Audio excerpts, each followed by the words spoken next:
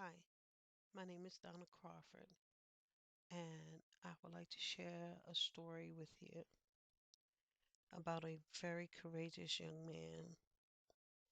In life, at some point, we always think we are bad off, but one thing we don't remember is that somewhere there's always someone worse off than what we have, what we are.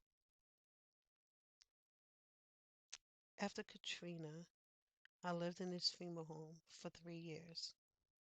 Me, my husband, my daughter, and three boys, which is my three nephews. I met Jannard at school in September. The administrators came to me and asked me would I be willing to help them by changing Jannard's diaper and taking care of him until they hired him a personal assistant. Of course, I said yes.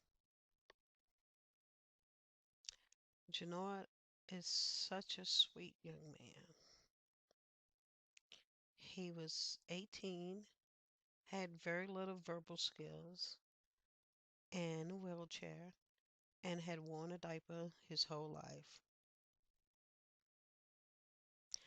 About a month after Jannard came to school, I was at home one night and I got a phone call from Jannard's grandmother.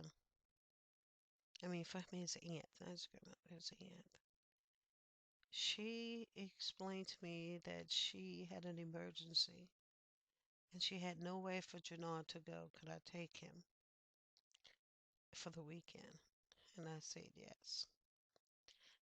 Little did I know that Jannard would be with me forever, but he has. Jannard came to live with us in the FEMA camper, and I started to potty train Jannard at school and at home. I took him to the restroom every 2 hours. It took me about 2 months when Jannard became potty trained, and he graduated to the big boy drawers, I called them. Um, I was so proud of him because Jannard medical records stated that he was non-trainable.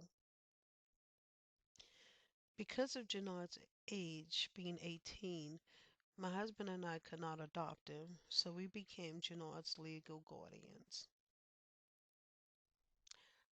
Jannard continued to live with us, and we continue to work with him.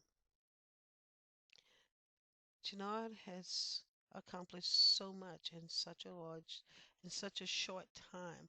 I could not be proud of anyone more than I am of him. He can now dress himself. He can now draw his own bath water. He can take a bath. It was funny because we went from button up and zipping ups to pull up and pull on, and it worked. We went from tying shoes to Velcro shoes. It was such simple things that we take for granted that are so major for someone with a disability that we have to just, you know, sit back and rethink about it and how can it work for this person. But it worked. Gerald is now 24 years old. He works for the Southern Mississippi region. He goes to work every day. He has a job shredding paper. He comes home, which he comes home in the evening, and on the weekends he have activities that he does with his friends. He has a life, and it's a big difference from the life he once had. There is few things that I can tell you that he would not try. He's always been very cooperative, and I have learned that he can learn anything if it's repetitive enough over and over again. Janard is MR, which is mentally retarded.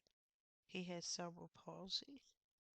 Janard was dropped from a second story At age 20 months, he had a closed brain injury. His head did not bust open, but he had brain matter coming out of his nose. Jarnard stayed in the hospital for a year. He was nursed back to health by his grandmother.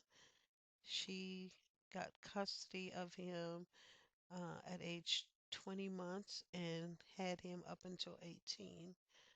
And that's when I came in. Um, it could never be proved that Chenard was abused, but there was suspicion and enough evidence to remove him from the mother's care. But if there's anything I can tell anyone, it would be never to give up on someone with a disability because you never know what you can do for them or what they can accomplish without trying. I did not give up on him. And I hope that one day, someone else feels the same way and does not give up on someone with a disability. So if that accomplished anything, I hope it accomplished that. And that is the end of my story. Thank you for listening.